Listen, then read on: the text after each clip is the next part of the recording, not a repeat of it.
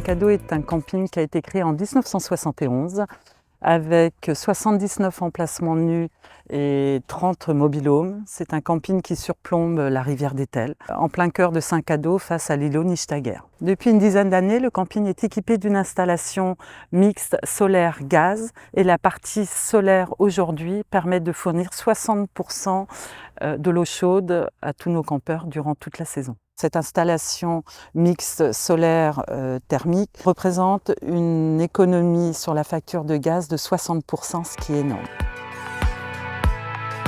Le camping de Kergaux existe depuis 1978 dans la ville de Plémel, proche de Cornac, dans le Morbihan.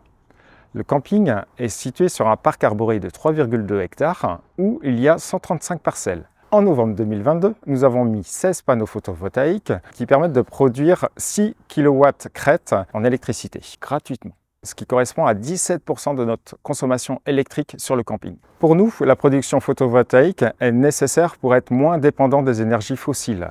Notre besoin en électricité est très fort en juillet et août, ce qui est en adéquation avec la production solaire.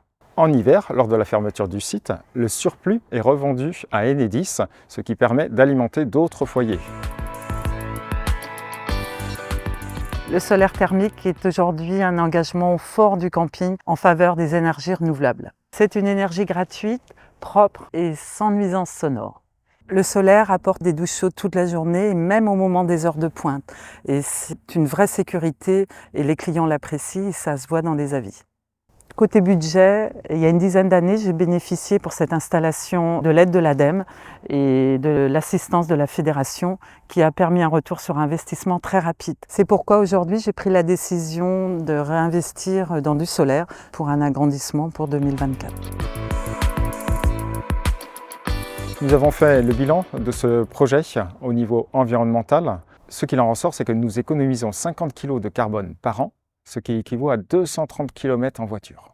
Et au niveau économique, nous économisons 5700 kWh de notre facture. Côté budget, ces 16 panneaux ont coûté 13 000 € en autofinancement.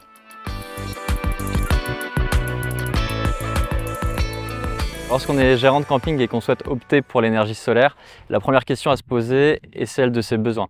Si on souhaite répondre à un besoin en électricité, les solutions photovoltaïques vont être adaptées pour à la fois baisser sa facture d'électricité ou revendre à un tarif performant et intéressant.